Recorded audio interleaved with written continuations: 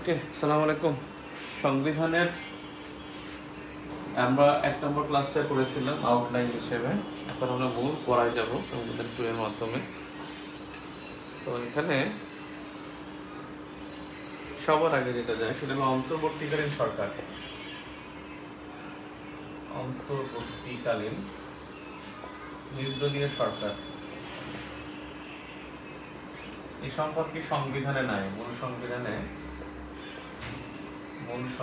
এই সম্পর্কে কিছু বলা নাই। তবে রাষ্ট্রপতি সাংবিধানিক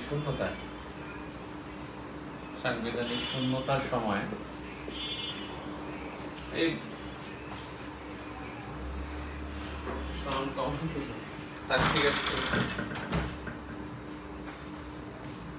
শূন্যতার সময় 106 অনুচ্ছেদ অনুযায়ী বিচার বিভাগের নিকট মতামত চাইতে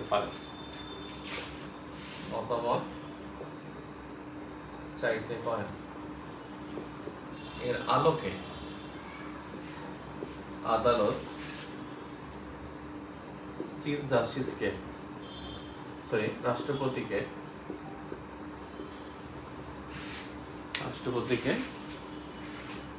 অন্তর্বর্তীকালীন সরকার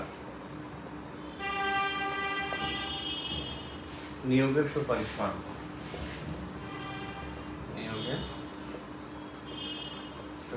করেন।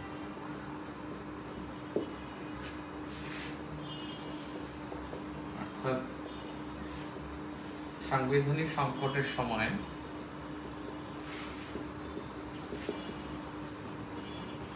ডক্ট্রিন অফ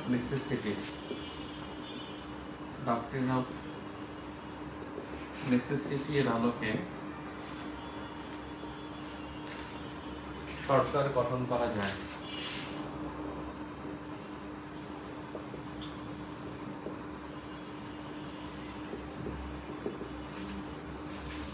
এটা ভিন্ন, ডক্ট্রিন অফ নেসেসিটি এটা আলাদা বিষয়।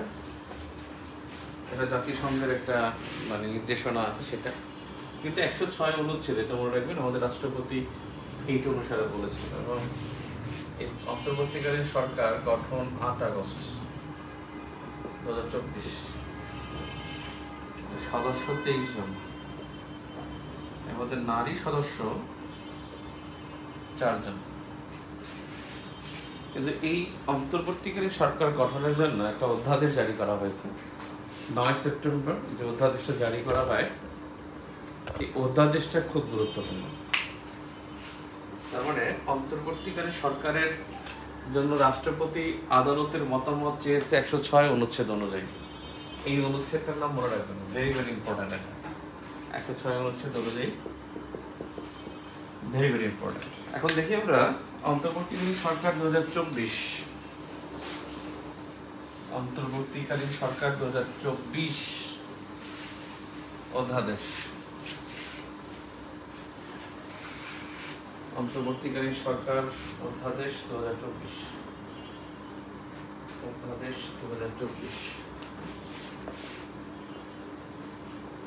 সরকার অধ্যাদেশ 2024।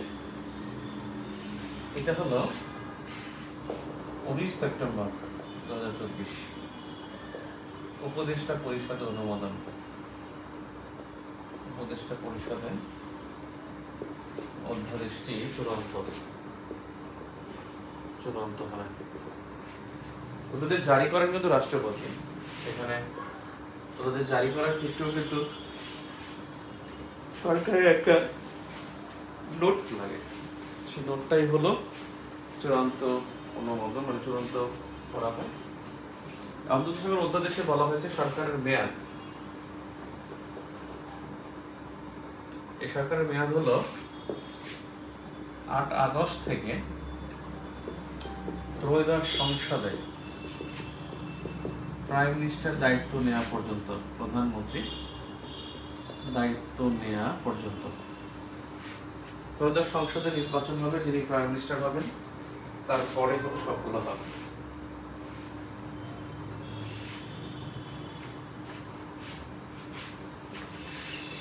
সরকারের সদস্য কতজন হবেন? সদস্য কতজন হবেন?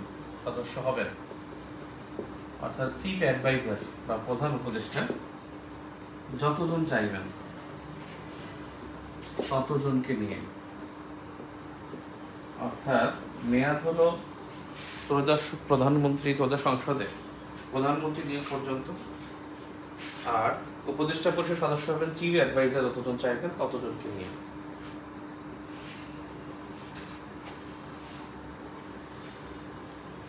পদমর্যাদা কি হবে আসলে সরকারের? বিভিন্ন ব্যক্তিদের পদমর্যাদা প্রথমত হবে chief adviser equal to prime মিনিস্টারের পদমর্যাদা, আর আদার অ্যাডভাইজার্স তারা হবে মিনিস্টার পদমর্যাদা। এগুলো পদমর্যাদা দিক থেকে। আর এখানে সবচেয়ে গুরুত্বপূর্ণ যেটা সেটা হলো যে জরুরি অবস্থা জারিতে চিফ অ্যাডভাইজার ও রাষ্ট্রপতির প্রতি স্বাক্ষর লাগবে। অর্থাৎ রাষ্ট্রপতি একা চাইলে সে জরুরি অবস্থা ঘোষণা করতে পারবে না। জরুরি অবস্থা ঘোষণা করতে হলে চিফ অ্যাডভাইজার এবং রাষ্ট্রপতির দুজনের স্বাক্ষর লাগবে। এটা একটা ব্যতিক্রম জিনিস। আরেকটা ব্যতিক্রম যেটা সবচেয়ে ব্যতিক্রম এটা, আগে যেটা ছিল যে রাষ্ট্রপতি চাইলে জরুরি অবস্থা ঘোষণা করতে পারবে। 2007 সালে জরুরি অবস্থা ঘোষণা করছিলেন প্রফেসর ইয়াজউদ্দিন আহমেদ। তখন যেটা হয়েছিল যে কথিত আছে আর কি, এটা আমরা জানি না, কথিত নিউজ, এগুলো তো আসলে নিউজ হয় না অফিসিয়ালি, যে যখন প্রেসিডেন্ট ছিলেন ইয়াজউদ্দিন আহমেদ তিনি ঢাকা বিশ্ববিদ্যালয়ের প্রফেসর ছিলেন, পিএসসি চেয়ারম্যান ছিলেন, ঢাকা বিশ্ববিদ্যালয় বিএনপি পন্থী শিক্ষক সমিতির সভাপতি ছিলেন, সেখান থেকে তিনি রাষ্ট্রপতি হয়েছিলেন। তো যখন উনি বিএনপি মনে হয় রাষ্ট্রপতি ছিলেন, তো 7 সালে যখন তাকে সরানো হবে, মানে জরুরি অবস্থা জারি করতে হবে, এবং তিনি এক্সিস্টিং যে গভর্নমেন্টেরও তিনি প্রধান উপদেষ্টা ছিলেন এবং রাষ্ট্রপতি দুইটাই ছিলেন, তখন শুনছি যে বাংলাদেশের একটা শৃঙ্খলা বাহিনীর সদস্যরা তারা গিয়ে ওখানে তার সচিব যে ছিল তাদেরকে থাপড়ানো শুরু করছে। তারপরে মানে সে বোঝাচ্ছে যে এটা আগে তাকে থাপড়ানো ধমকানো শুরু করছে, তারপরে তিনি জরুরি অবস্থা জারি করে দিয়েছেন। এখানে জরুরি অবস্থা জারি করতে হলে আসলে চিফ অ্যাডভাইজার এবং রাষ্ট্রপতি দুজনের প্রতি স্বাক্ষর লাগবে। নাম্বার 2, 2 নম্বরটা হলো যে কোনো অধ্যাদেশ, ডিক্রি, বিজ্ঞপ্তি, নোটিশ, যে কোনো কিছু, অর্থাৎ প্রজ্ঞাপনকে পরবর্তী সরকার বা আদালত অবৈধ ঘোষণা করতে পারবে না। একবারে চূড়ান্তভাবে একটা ফেসিস্ট চিন্তা ভাবনা। এটা দুইটা হলো এখানে গুরুত্বপূর্ণ। এখন হলো যোগ্যতা বা অযোগ্যতা। আসলে এমপিদের যোগ্যতার মধ্যে তাদের যোগ্যতা হলো দুইটা। এক, বিধি নাগরিক, 2, 25 বছর বয়স। আর অযোগ্যতা কয়েকটা, এমপিদের মতোই আর কি। 2 নম্বরে বিদেশি নাগরিকত্ব হতে হবে না, বিদেশি নাগরিক, এটা অযোগ্যতা, বিদেশি নাগরিক হওয়া যাবে না।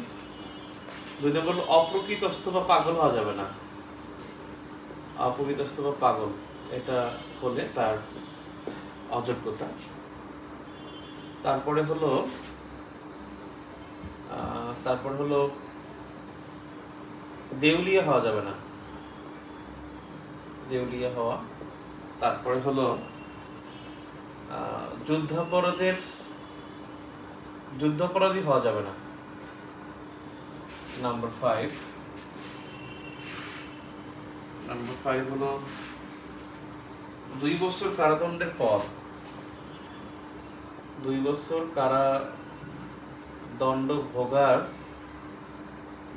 5 বছর পর 5 বছর অতিক্রম না হওয়া, এটা একটা অযোগ্যতা। তো বিদেশি নাগরিকত্ব অপকৃতস্থ দেউলিয়া যুদ্ধাপরাধ যেতে পারবে না, 2 বছর কারাদণ্ড ভোগ করলে হবে না। 2 বছর কারাদণ্ড ভোগ করে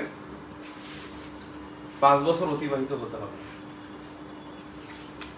অন্তর্বর্তীকালীন সরকারের অধ্যাদেশ 2024 দেখলেন,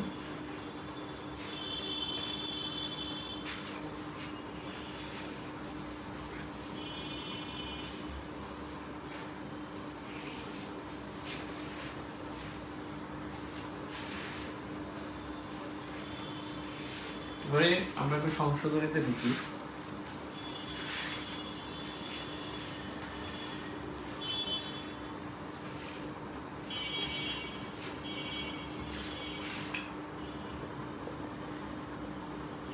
সংশোধনী 1 নম্বর, চতুর্থ সংশোধনীর সমালোচনা। এটাকে বলা হয় প্রথম বিকৃতি সংবিধানের, অথবা ফার্স্ট ডিস্টরশন। এটা হয়েছে কিন্তু 1975 চতুর্থ সংশোধনী হয়েছে 1975।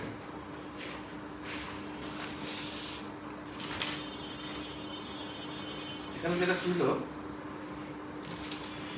সংশোধনের মধ্যে, সেটা হলো প্রথম বিকৃতি বলা হয় মৌলিক কাঠামোর পরিবর্তন। মৌলিক কাঠামো মানে জাতির মানে 72 সালের সংবিধানের সিস্টেম ছিল এবং আদালত বছরের কাঠামোর পরিপন্থী। তারপরে 1972 সালের সংবিধানে ছিল আর সিলোর মধ্যে পার্থক্য। সিলো মানে পাস্ট, আর এই সিলো মানে হলো সিলে ফেলা, যেমন বাদামের খোসা সিলে ফেলা, এটা হবে সিলো লয়কার।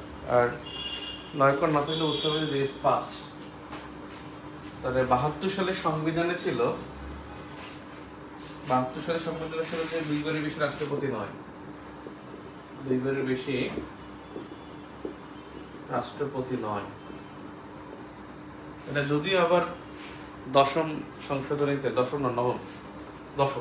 নবম সংশোধনীতে এটা অন্তর্ভুক্ত করা হয়েছিল, 2বারের বেশি রাষ্ট্রপতি নয়, অর্থাৎ এটি বাতিল করে। অর্থাৎ একজন অসংখ্যবার রাষ্ট্রপতি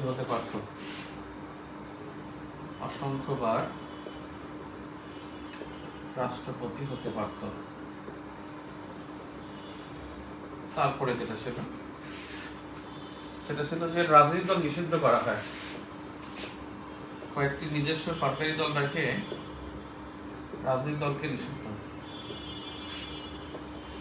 অর্থাৎ বহুদলীয় গণতন্ত্রের হত্যা। 4টি মাত্র পত্রিকা ছিল, এক ইত্তেফাক, 2 বাংলাদেশ অবজারভার,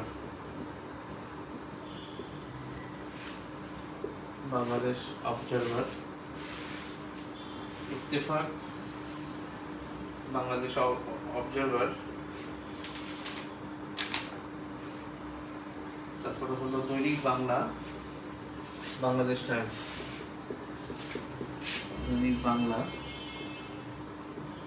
তারপরে বাংলাদেশ টাইমস।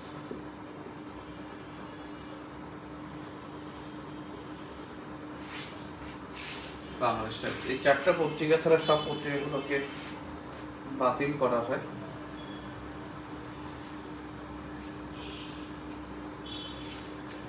তারপরে হলো বিচারক অপসারণ ক্ষমতা রাষ্ট্রপতির নিকট প্রদান, রাষ্ট্রপতির নিকট প্রদান। আগে ছিল বিচারের অপসারণ ক্ষমতা ছিল, আগে ছিল সংসদের নিকট, এরপরে হলো সুপ্রিম জুডিশিয়াল কাউন্সিল। অর্থাৎ বিচারক অপসারণ ব্যাপারে জানবেন, বিচারক অপসারণ ক্ষমতা, অপসারণ ক্ষমতা 1972 সংবিধানে ছিল সংসদের হাতে, সংসদের হাতে। চতুর্থ সংশোধনীতে এটা বলছে যে রাষ্ট্রপতির হাতে। পঞ্চম সংশোধনী এটা বলছে সুপ্রিম জুডিশিয়াল কাউন্সিলের অধীনে, সুপ্রিম জুডিশিয়াল কাউন্সিলের অধীনে। তারপরে হলো সুপ্রিম জুডিশিয়াল কাউন্সিলের অধীনে, তারপরে হলো ষোড়শ সংশোধনী, ষোড়শ সংশোধনী সেখানে বলছে সংসদের হাতে, সরি ষোড়শ সংসদের হাতে। বর্তমানে যেটা হলো ষোড়শ সংশোধনী বলছিল সংসদের হাতে, ওই যে 72 সংবিধানের সাথে মিল রেখে। বর্তমানে সুপ্রিম জুডিশিয়াল কাউন্সিলের হাতে আফটার 2024 ডিসেম্বর থেকে। এটা হলো সুপ্রিম জুডিশিয়াল কাউন্সিলের অধীনে। এই সুপ্রিম জুডিশিয়াল কাউন্সিল এর সদস্য হবে 3 জন। প্রধান হবেন প্রধান বিচারপতি, প্রধান বিচারপতি। সদস্য হবেন 2 জন, অন্যান্য বিচারপতি থেকে প্রধান বিচারপতি নিয়োগ দিবেন।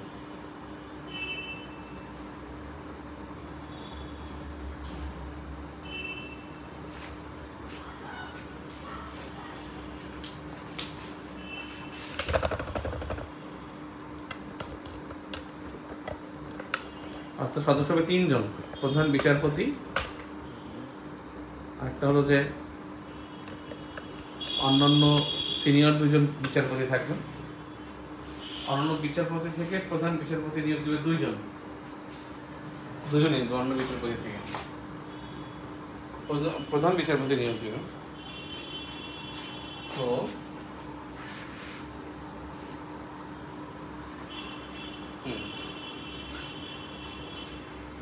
বিচারক নিয়োগের যে ফয়সালা, এটা এখন সুপ্রিম জুডিশিয়াল কাউন্সিলের অধীনে, সুপ্রিম জুডিশিয়াল কাউন্সিলের অধীনে। আর একটা জিনিস ছিল যে রাষ্ট্রপতিকে শপথ পড়াবে, শপথ পড়াবেন, রাষ্ট্রপতিকে শপথ পড়াবেন, এটা হলো স্পিকার। 1972 সালের সংবিধানে ছিল চিফ জাস্টিস।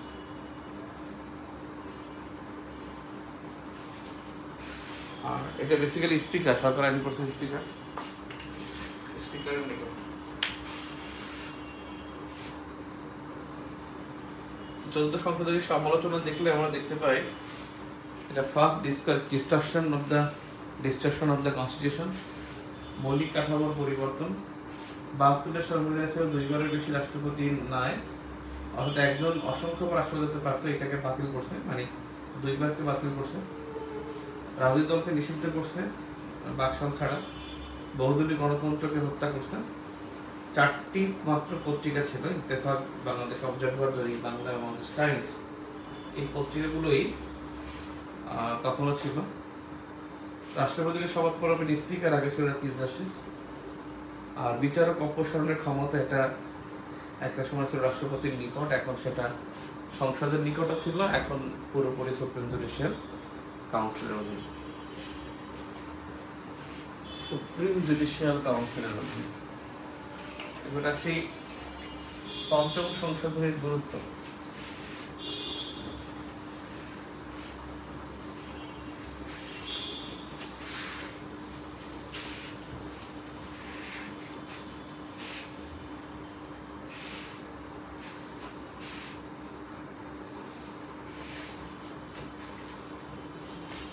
পঞ্চম সংশোধনের গুরুত্ব।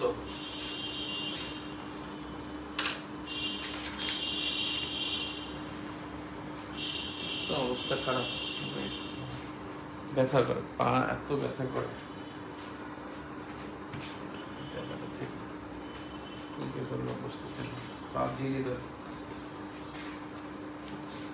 এরপরে হলো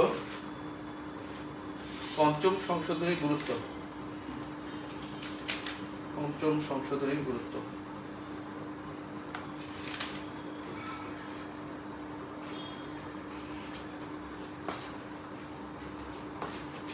দুই নম্বর, পঞ্চম সংশোধনীর গুরুত্ব। চতুর্থ দেখি সমালোচনা, পঞ্চদশ দেখবো সমালোচনা, আর গুরুত্ব দেখবো পঞ্চম এবং ত্রয়োদশ।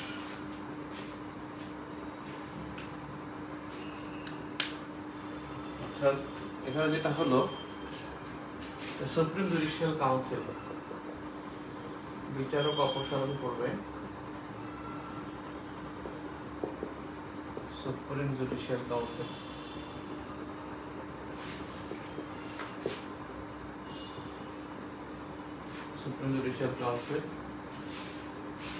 বিচারক অপসারণ করবে সুপ্রিম জুডিশিয়াল কাউন্সিল।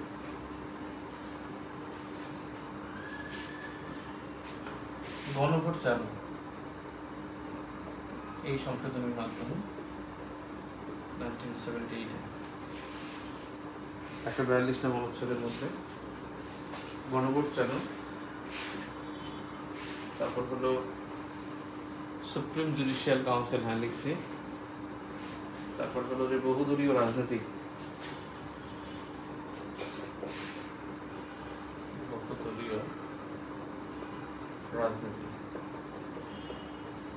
বাঙালি জাতীয়তাবাদের পরিবর্তে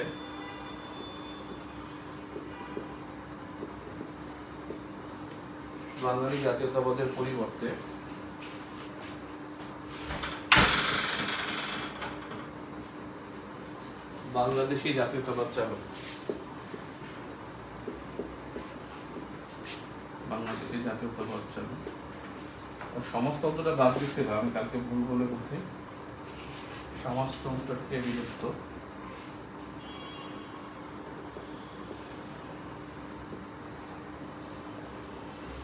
সমাজতন্ত্রকে বিলুপ্ত, ধর্ম নিরপেক্ষতা স্থগিত,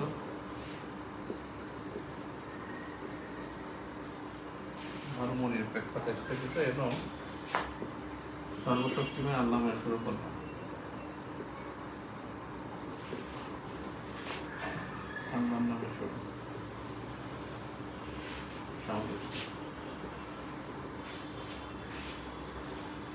ধর্ম নিরপেক্ষতা স্থগিত,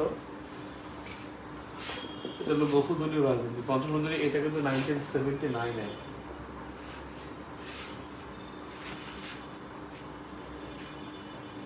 বহুদলীয় রাজনীতি।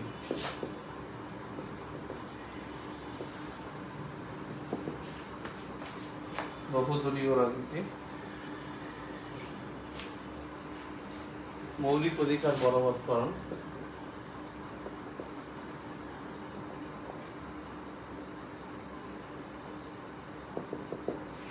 মৌলিক অধিকার বলবৎকরণ অর্থাৎ 44-এর 1 অনুচ্ছেদ যুক্ত, 1 অনুচ্ছেদ যুক্ত।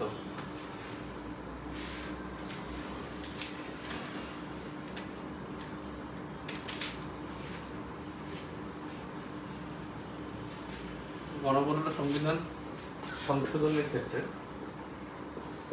সংবিধান সংশোধনের ক্ষেত্রে সেটা হলো গণভোট। তারপরে হলো দ্বিতীয় ঘোষণাপত্র,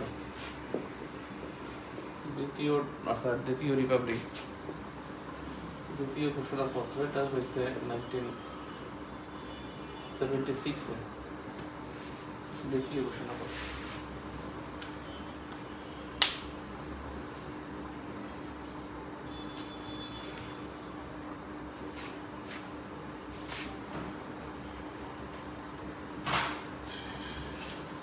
কটা উল্লেখযোগ্য আর কি। বিসমিল্লাহ চালু,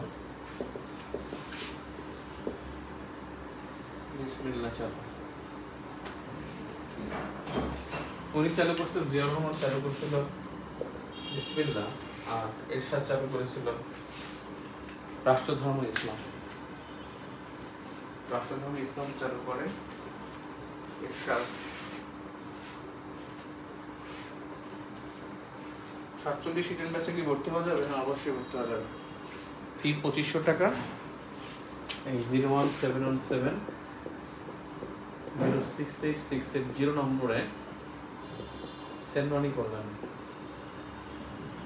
2500 টাকা, খুবই সস্তা, 3000 টাকা হয়ে যাবে কিন্তু। ফি 2500 টাকা এখন ভর্তি হলো। আর কোনো কমেন্ট আছে? লাগবে হলো তত্ত্বাবধায়ক সরকার বিসমিল্লাহ চালু করছে কর্মকর্তাদের মাধ্যমে। হ্যাঁ, কিন্তু গুরুত্বপূর্ণ যেটা সেটা হলো যে ত্রয়োদশ সংশোধন মানে গুরুত্ব, পঞ্চদশের সমালোচনা।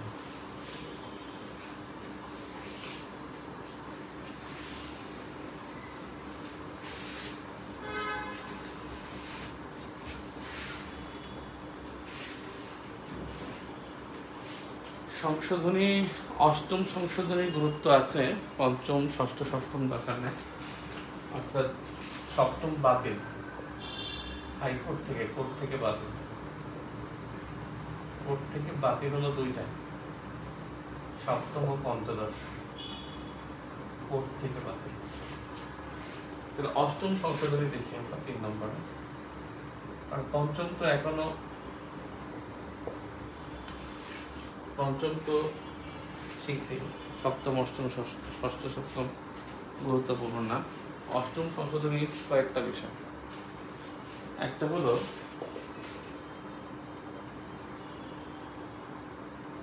ঢাকা থেকে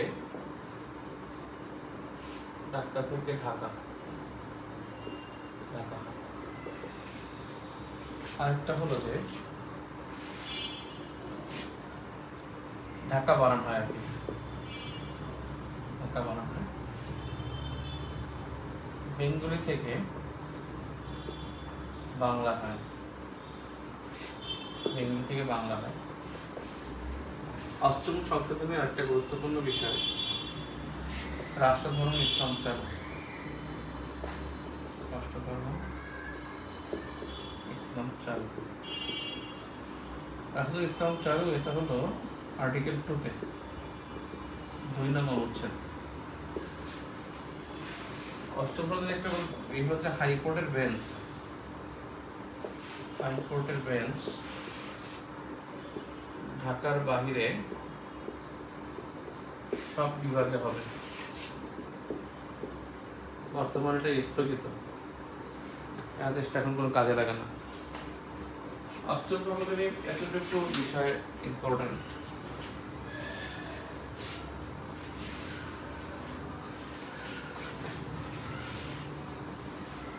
সংশোধনীর মধ্যে আরেকটা সংশোধনী হলো সপ্তম সংশোধনী বলছে, অষ্টম বলছে ডিরেক্ট ত্রয়োদশ সংশোধনী চলে যায়। ত্রয়োদশ সংশোধনের সমালোচনা, গুরুত্ব, ত্রয়োদশ সংশোধনীর গুরুত্ব।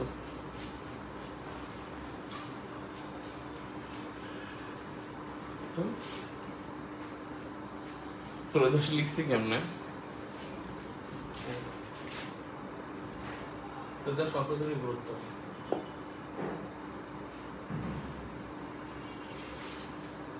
ত্রয়োদশ সংশোধনীর গুরুত্ব। তত্ত্বাবধায়ক সরকারের অধীন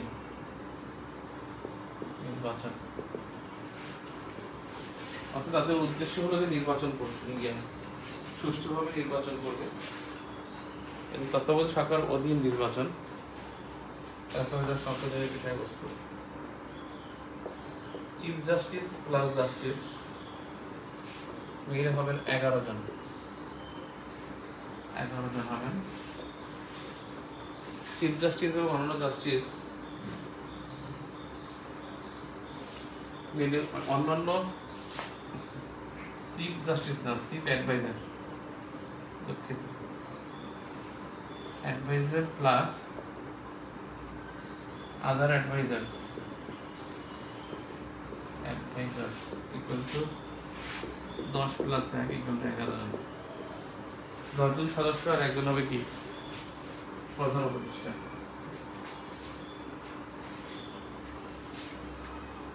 তারপরে হলো উপদেষ্টার সংখ্যা, উপদেষ্টা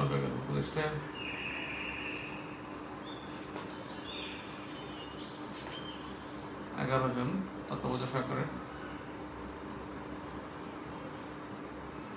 অর্থাৎ প্রধান উপদেষ্টা এর অনুপস্থিতিতে অন্য কোনো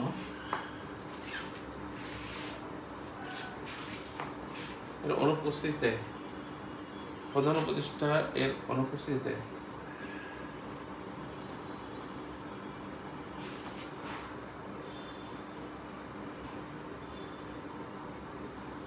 অন্য কোনো উপদেষ্টা চিফ অ্যাডভাইজার হবেন। নাম্বার 4,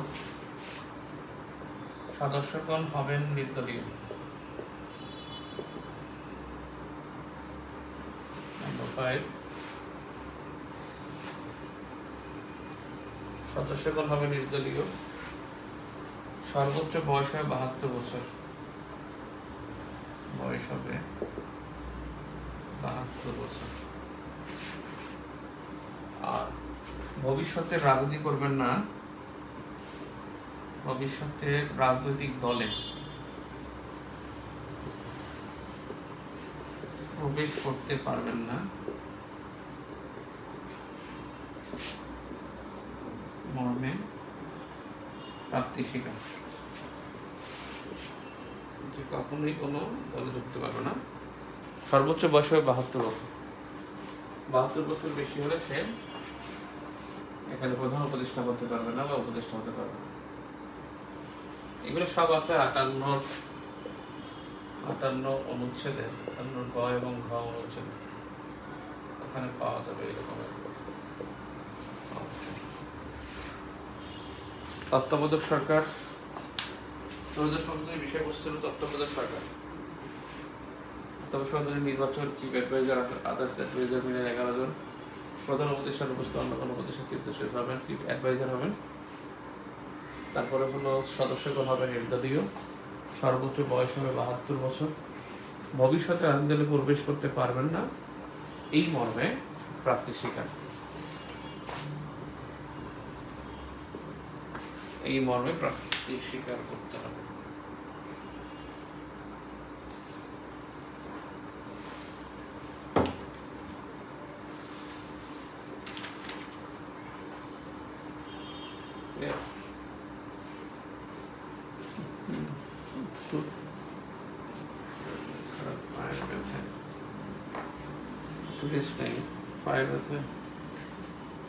কালকে নেবো ক্লাস আবার,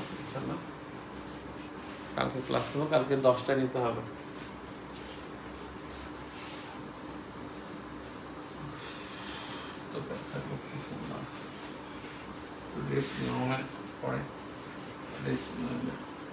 আর পারলে তো পরেও ক্লাস মিস হবে।